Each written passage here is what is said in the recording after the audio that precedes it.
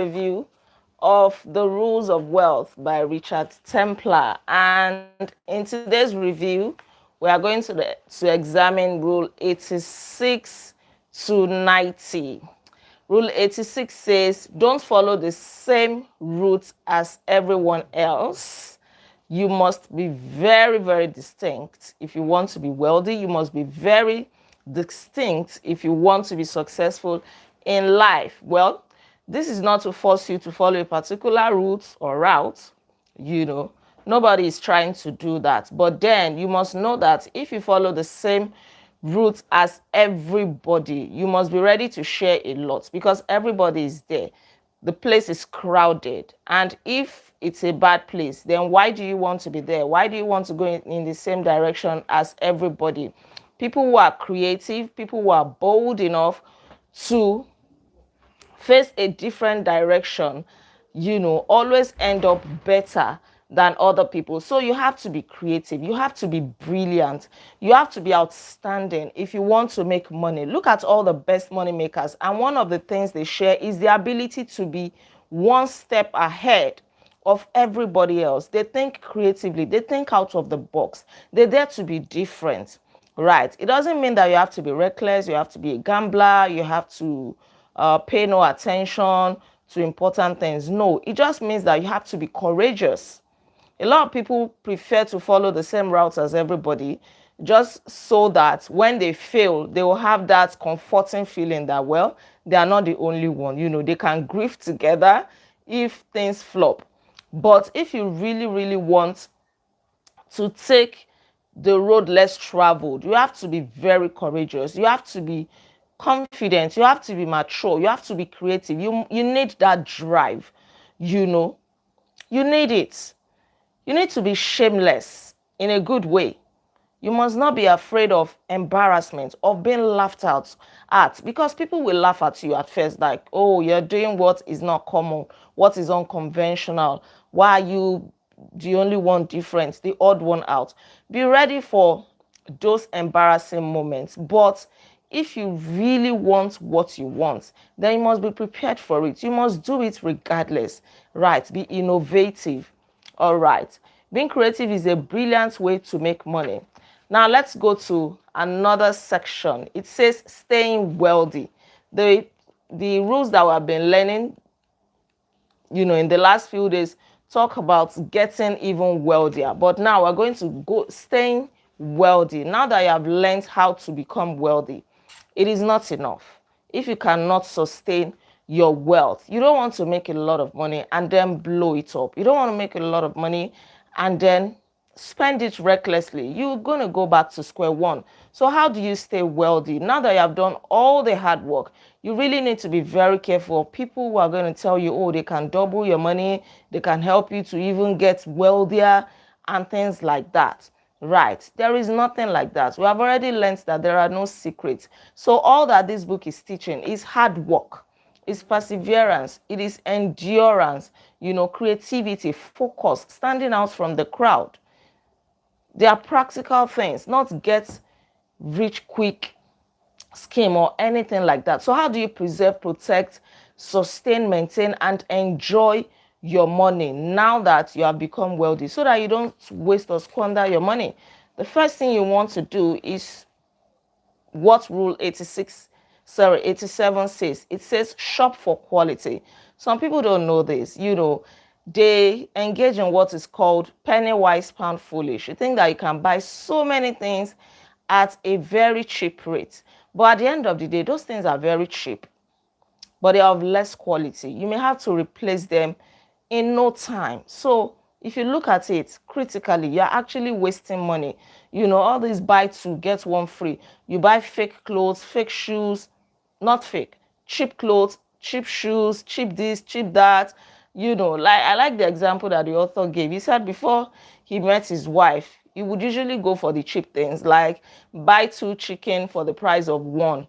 So you would buy chickens that are looking very lean and tiny. And in most cases, he would end up not even eat the second one because he didn't enjoy it.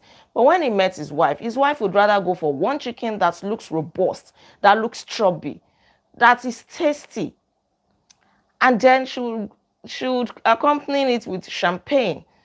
She was living a quality life, buying quality things. She would buy quality clothes. He, on the other hand, would rather go for cheap clothes, cheap t-shirts that would have to be replaced or that would tear. Once it enters the washing machine once, the color changes. But the wife would go for, quality stuff that would last longer. Clothes in this instance, when you wash them, they even look newer. They look better with age. Imagine some clothes that you have in your wardrobe since 7 years ago and they still look very new. The quality is still there. Even if you bring it out now, it takes you down memory lane and you wear it and people are like, oh, I love this. Where did you get it from? I have one suit like that. It is looking very, very new. I mean, I got it like so many years ago. When you wash it, the color is still there, the shape is still there, and people say good things about you in a positive way. It even takes less to maintain. Not that the button we pull out today, one thread is showing up today, oh, it gets torn here today, you have to take it for amendment. And consider a car, for example. You buy a car because it is very cheap, maybe a second-hand car. Somebody wants to sell it at a giveaway price and then you buy it. Consider what it's going to cost you to maintain that car in the long run. You are driving to an important meeting. The car stops on the way. You have to start looking for people to help you push it. You have to call your mechanic. It gets you frustrated. It gets you delayed. You get to your meeting late, or you even miss it outrightly, and you get there destabilized. It's even costlier than actually buying a good car, a better car in the first place. When you buy a better car, it might be expensive, it may be tough on your finances, but you're actually saving money that way. That's the truth. So many times when you buy cheap things, you are wasting money. Cheap things that don't last. Imagine buying a pair of shoes that is very, very cheap. As you're walking on the road, the sole pulls out. It embarrasses you. You have to repair it and things like that. Nigerian cars are very problematic. I agree with you. Very, very problematic. So if you are buying a Nigerian used car, you have to ask so many questions. Get a very competent mechanic to check it out. There are some that can be good though if you are lucky, but you have to look well. You have to do all your checks. Don't just fall for the price. And shopping for quality rather than price was a hard lesson to learn for the author. He had to discuss all those money myths that he had from his childhood, like don't spend more than you need to. No one needs to look that expensive. The way you look is the way you're going to be addressed. Now, I need to say this, that don't put yourself under any pressure. You know the level that you are right now. If it is not convenient to buy things that are expensive, please go for your level. Life is in phases, right? But the moment you can afford something that is of good quality, that is going to last longer, go for it. Even if you don't have a lot of money right now, you can actually save up to buy three clothes that will last you, that will last very well, that will look good on you, that will make you look more presentable and command more respect than buying 10 clothes with the same money. So it is more about your mindset actually, not really about the amount of money that you have at hand, right? And there are some people that know how to shop for quality. They know where to go. If you're in Nigeria, you know what I mean. There are some fairly used clothes that you can get at very cheap rates, even more than new ones that you buy from expensive boutiques. That is just the truth. So you also need to discuss this money myth that it is somehow wrong to spend money on yourself. You have to spend good money on yourself if you can afford it. I mean, if you have paid your dues and you can, why not? It is somehow better to get a bargain than to buy quality. No, quality is always better. It is cheaper. Shopping for quality says masses about the way you live, the way you conduct yourself, and your business. It says quality to others who will adjust the way they treat you. It also saves you money in the long run. Cheap can often be a false economy. It is not always about quantity. You pack so many things. Go into your wardrobe now and check. There are so many clothes that are, you don't even go there again because you feel like, with your status, you can't wear these. But they were very cheap. That's why you bought them. All right, rule 88 says check the small print. You want to buy something, you want to go into a contract, you want to put your money into an investment, check the small print that may not be so visible. Those hidden policies, hidden terms and conditions. Right, small print can cost you the air. Check it carefully. You want to buy a laptop, they're telling you, oh, once you open the seal, you know, blah, blah, blah, once you install the software and all of those things, or those things I'll tell you, those items that they will say you are free to return if they don't size you. And then when you get there, they say, oh, no refund, you know. You can't even get your money back. You have to look on the shelf and pick something else as a replacement. Right. There is a wonderful story of someone who sold their soul to the devil. Even when you want to bargain with the devil, for those who are bargaining with the devil, they think that the devil has a free gift. The devil has no free gift. The devil will promise you one thing. You must be ready to pay back with 100 things. In hell, fury, sorrow, you know. It looks glamorous. It looks fine. It looks like, oh, a good bargain. But the devil has no free gift. This guy sold his soul to the devil. The devil wanted 5 years off his life, and he reckoned that it was worth it. Maybe for those 5 years, he was going to make money, he was going to be famous, he was going to be powerful, and all of that. But no, he didn't check the fine print. The devil took more than 5 years of his life. So, what do I mean by checking the small print? What do you actually have to do? Do 3 basic things. Number 1, obviously check that it covers you for what you want. Check that there are no hidden clauses that will twist the basic meaning of the contract. If you cannot interpret it, get a lawyer to interpret it for you. You may have to pay. Right, but it is better, especially if a huge sum of money is involved. Then number 3, check for penalty clauses. One that penalizes you for late or non-payment of anything. Don't say, oh, I didn't know. You know, some of those terms and conditions are usually very long. Most of us don't have the patience to read them. So we'll just go all the way down to the bottom and then we sign, we put our names, we put the date and all of that, right? We all have to be very, very careful.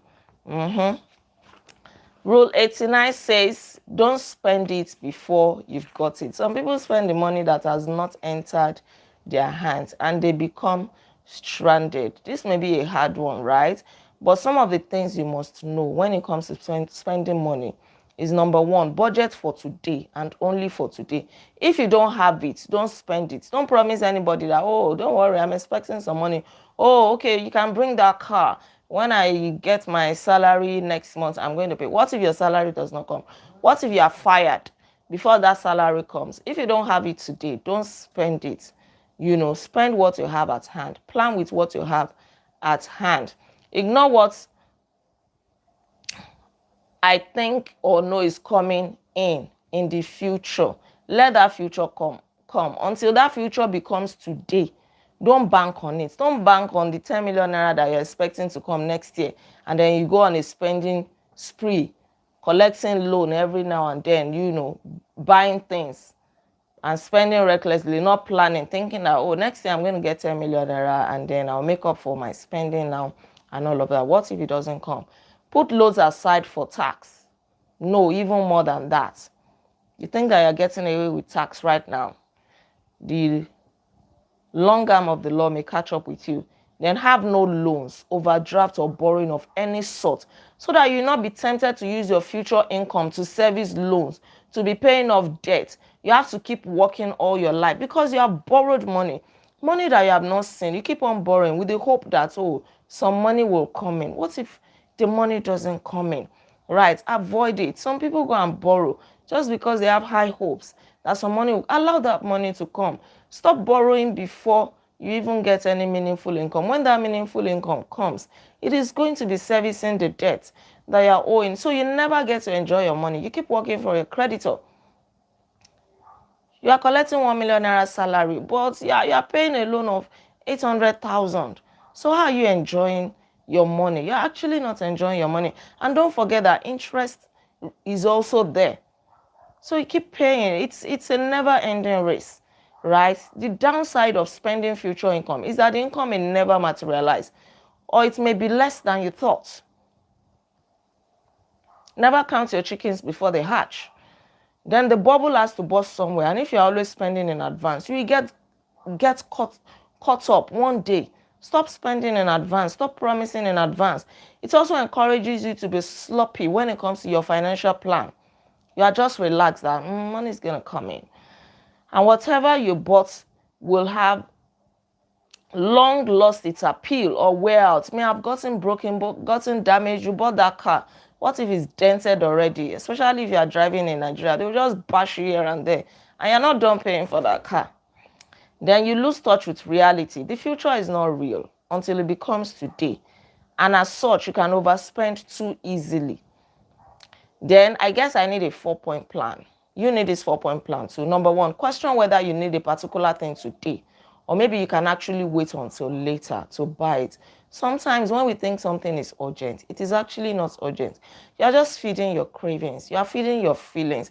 You are feeding your status, your prestige, how you want people to perceive you. There was a time I was very, very broke in my life. I never even imagined that I could manage the way I managed. I came to my senses. Some of the things that I thought were priorities, I realized that they were not priorities. They were not urgent. They were not even needs in the first place. Right. I learned how to manage my money wisely. And I was fine. So even when I started having surplus, I'd already learned that lesson that no, these things are not even important. I didn't even need them in the first place. Right. Then question whether it is worth it. Obviously, if buying today against tomorrow's income will incur interest, is it really worth it? High interest for that matter, even if it's low interest, it compounds over time into something big. Then question the risk factor. If you commit yourself today and your circumstances change, can you still meet up? If you're in Nigeria, you'd have heard in the news that Dangote sacked, how many? I think between 800 and 1,000 workers. Right. Sacked them like in the middle of the month. He asked that they should be paid their benefits and everything that was due them. They should be paid. He let them off. I'm sure some of them would have made promises. Some of them would have bought some things on credit. They would have obtained loans that, oh, when I receive my salary at the end of September, I'm going to pay this. They were let off. Now they will start eating into their benefits. So that's the risk. Circumstances can change. Live with what you have today. Be in touch with reality. Then question if you spend that money today, whether you might have income for really for exciting things. So you deprive yourself. If you borrow or you spend it all today, then tomorrow comes, you cannot even enjoy anything. So it is better you keep your money so that you can enjoy it at the appropriate time. You can go on that vacation, you can go shopping, you can take your children out, you can afford to send them to the kind of university that you want to send them to. But if you have spent your future, you have spent their own future too, with your own. You have spent your wife's future. You have spent your grandchildren's future. You have spent everybody's future because you are banking on future money that you don't know whether it will come or not. It is not actually a wise thing to do. Then this is the last one for today's review. Rule 90. Put something aside for your old age. No more than that. It is very, very simple. Put something aside. Your children are not your retirement plan. Every one of us, by God's grace, will get old. And when we are old, we cannot work actively. You may find it hard to wake up at 5 a.m. and be knotting your tie or be dressing up, doing your makeup, you are rushing out to work. No, your body is going to tell. So at that time, what are you going to fall back on? All the money you are earning now, treat your salary as a seed. Treat your income as a seed.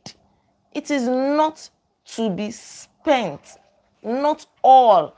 Put a substantial amount aside from time to time. There are some really good reasons why you should put aside money for your old age.